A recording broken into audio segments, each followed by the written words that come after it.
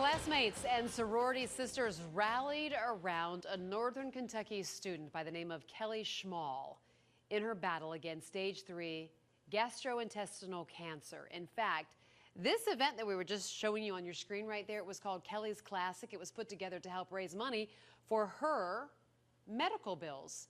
To promote the Kelly event, they wrote, "I have never been one to ask for much, especially when it comes to money and material things, but when I was diagnosed last September, financial support from those around me has become pivotal in my battle," as you can see right there. The problem is, police now believe Kelly never had cancer. Fox 19 Now's Michael Baldwin has the story you will only see right here on Fox 19 Now. Yeah, Trish, we're live outside of NKU. We are told that this student no longer attends this university. Now, in my hand is the warrant affidavit where police lay out why they believe this woman lied about having cancer. This is a picture of 20-year-old Kelly Schmall. According to an affidavit search warrant, police allege she fooled people out of thousands of dollars. The warrant reads, Schmall deceived her roommate and caregiver into believing she had cancer. Police say this went on from June of 2016 through March of this year. The warrant says her caregiver and others provided her with at least $7,500 to help her with her illness. Police issued a warrant for her cell phone. They allege she used her cell phone as a forwarding service to receive and answer phone calls and text messages under the guise that healthcare workers were answering the incoming telephone calls and text messages. The news came as a shock to cancer survivors like Tracy Clancy of Florence. Because it's just unbelievable that you think someone could plan that. Northern Kentucky University sororities like Delta Zeta went all out, posting and hosting events, trying to help the student they thought had cancer. In a written statement, the organization said in part, because there is an ongoing criminal investigation which Delta Zeta is cooperating with and does not want to interfere with, we are unable to comment further. Clancy believes stories like this one really hurt fundraising for people who really need it. She ruins it for other people who now will be skeptical of people being generous. In a statement to Fox 19 Now, her parents said in part, like others in the community, we too believed our daughter was seriously ill with cancer, and we are all searching for answers as to why she would participate in this deception. Now, the family goes on to say that their daughter is receiving treatment. Potential charges she could face would be grand theft charges or theft by deception. If she's convicted, you're looking at anywhere from 1 to 10 years in prison. Now, Delta Zeta, they planned on having a fundraiser for her. That's supposed to happen on April the 22nd. We understand that fundraiser is going to continue, but they say all the money raised is going to go to an organization called Chicks and Chucks, a charity that helps breast cancer patients. If you want to read the entire statement made by her family as well as Delta Zeta, you can log on to our website, fox19now.com, right now to read it. We're live outside NKU. I'm Michael Baldwin, Fox 19 Now. Depot employee tries to stop a man from stealing and gets dragged right there on the hood of the car. But it doesn't end there. It happened this afternoon in Crescent Springs. Our Michael Baldwin has a story you will see only on Fox 19 Now. Yeah, Robert, right outside the Home Depot here in Crescent Springs, right in this parking lot around 1 o'clock is when the incident happened. Now, what's making things harder for police to solve this is the fact that the suspect covered his license plate, so it's hard for them to find out that information. And right now, police are asking for the public's help to solve this. The day starts off pretty normal at this Home Depot on Clock Tower Way in Crescent Springs. You see that lady in the corner? She's part of the asset recovery team and has been at the store for over a decade. She notices this guy in the red shirt and blue jeans. Check him out, as police say he tries to hide the toolbox he's about to steal behind the plywood. Next, police said he went to grab a cup of coffee, then he was off. And as he dashes out, look at the woman chasing him down. The suspect would make it out to his car, and that's when we see this incredible video. The woman who works in asset recovery is struck by the man driving his car to get away. Eventually, he stops, and she falls off. He backs up and takes off. I've seen a lot of loss prevention employees assaulted by would-be shoplifters, but this is the first time I've seen one struck and carried down the road by a car. Police say they need your help. They want you to take a good look at this guy and help them identify who he is. The woman suffered a bruised hip, but luckily no broken bones. Home Depot said only their asset recovery team is allowed to confront shoplifters. We asked police if they should be doing this. The shoplifters talk, and they know the targets that are easy and the targets that are hard, and if you're willing to let them walk out the front door with anything they can carry, you become a greater target. Now, the victim works undercover over here at Home Depot, and she asked us not to mention her name, and we will respect that. We're live here in Crescent Springs. I'm Michael Baldwin, Fox 19 now. Michael, thank you very much. For the first time, a cancer doctor speaks out on the situation going on at District 5, where the Cincinnati FOP believes there could be a connection to 25 officers. I mean, get this, 25 officers who at one point were either diagnosed or died from cancer. Now, the city has run tests and said the building is fine. The doctor tells us they may need to investigate a little further. Fox 19 Now's Michael Baldwin's live with more on the story. Michael? Yeah, we're here outside of District 5, and Rob and Trish, I just want to reiterate that point. The city did do some tests, air quality tests, and basically they gave this building a clean bill of health, but we did speak to a cancer doctor, and he has treated 2 CPD employees who died of cancer, and he said if he had to work here, well, he'd have some concerns.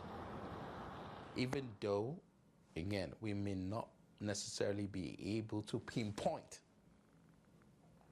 what's causing this, the fact that it's happening and at that frequency, I think the average individual, if given the opportunity to move, would choose to move.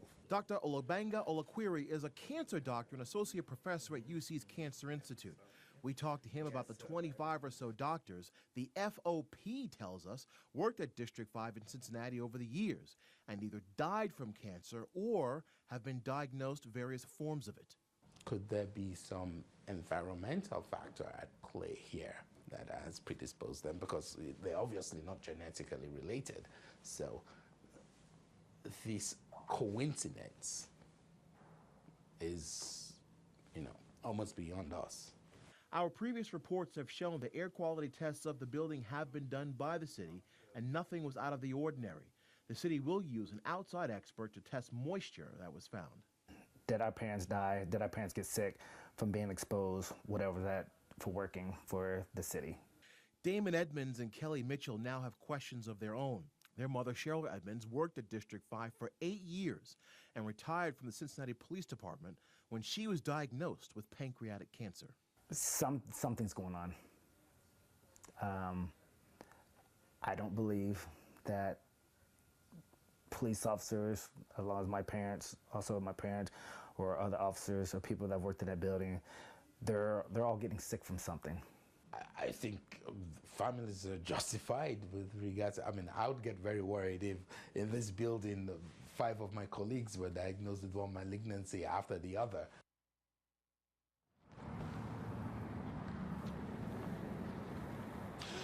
All right, so the doctor's prescription in this case, he says more testing needs to be done with this building. All right, we're live outside District 5. Michael Baldwin, Fox 19 now. Year-old Alexandra Thompson was shot and killed while she was hiding behind her dad. Now the family prepares to bury the girl they called Sissy. Tonight, the father of that young girl speaks out for the first time. Fox 19 Now's Michael Baldwin has the story you will only see right here on Fox 19 Now. Michael? Yeah, Tricia, we're in front of the home where the 9-year-old was shot, and you can still see the makeshift memorial that is here, where you see the teddy bears and you see some of the candles and the picture of that little girl with that big, beautiful smile. I spoke to her father in this very spot as he recounted what happened a week ago today. Was this random or they had the wrong house? I don't know. With his arm in a sling after being shot 4 times, the father of 9-year-old Alexandria Thompson spoke exclusively to Fox 19 Now. We talked right outside the house where his daughter was killed last Wednesday when 3 to 4 suspects came barging into his home armed with a gun. He described the horrifying moments that led up to his daughter's death. His little girl, who the family called Sissy, cried out for him as he was upstairs filling out some job applications. That's when my daughter was calling me. She called me and said, "Daddy!" And I'm like, "What?" And I turned to the side or whatever and stuff. I see the guy covering her mouth with a gun to her head. Alex told me he did what any father would do to protect their child. He made a move.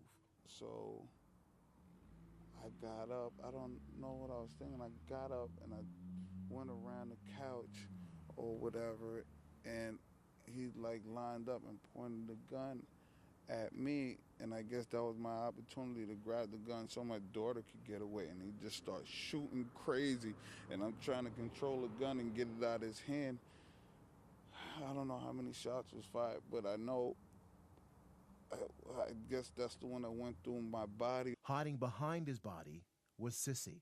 The family says a bullet went through him and hit her. He ran to a neighbor's house where they called 911.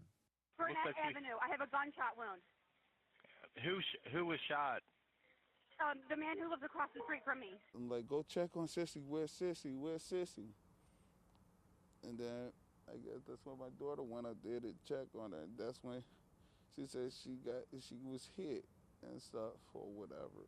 And then she said she's not breathing or she's gone. I don't know. Just everything happened so fast. Thompson told us that he is grateful for the community outreach. We're live here in Mount Auburn. I'm Michael Baldwin, Fox 19 now. For the first time, we hear from the mother of one of the crash victims who died in that horrific Independence accident in Kentucky. 5 people from one family, all of this family dead along Staffordsburg Road. The driver of the other car, we understand, is still in the hospital. Fox 19 Now's Michael Baldwin joins us live with more on the story. Michael? Yeah, Tricia, that driver of the other car, the only lone survivor, is over here at UC. From what we understand, his last known condition is that he's still in critical. We got a chance to speak with a family member of the 5 people that died, and they told us that they're doing as well as can be expected. I want to just let everyone know that we're grateful that they're together. That's eternally together, and that's how they would want it. The grandmother of these beautiful smiling children, 9-year-old Haley Ann, 8-year-old Brendan, and 6-year-old Callie, spoke to us about the crash few of us will ever forget.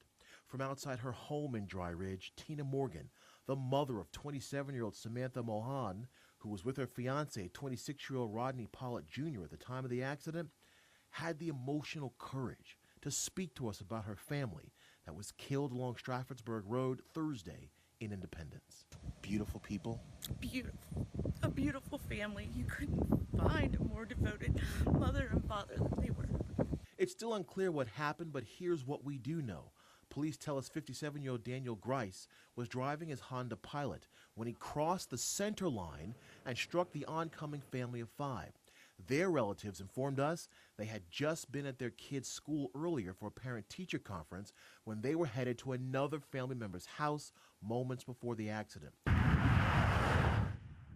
Near the site of it, you can still see the Honda emblem and the shattered glass as the accident reconstruction team continues to investigate. Grant County Schools, where the children attended, released a statement today saying, in part, "We ask that your thoughts and prayers be with this family. They tell me they'll take all that come their way."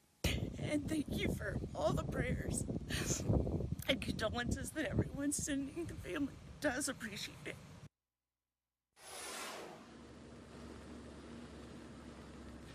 We understand that a GoFundMe account has been set up to help out the family with funeral expenses. That information is available on our website right now. As far as the driver of the Honda Pilot, he has still not been charged. And again, his last known condition is critical. Well, I'm here outside of UC Medical Center, Michael Baldwin, Fox 19 Now.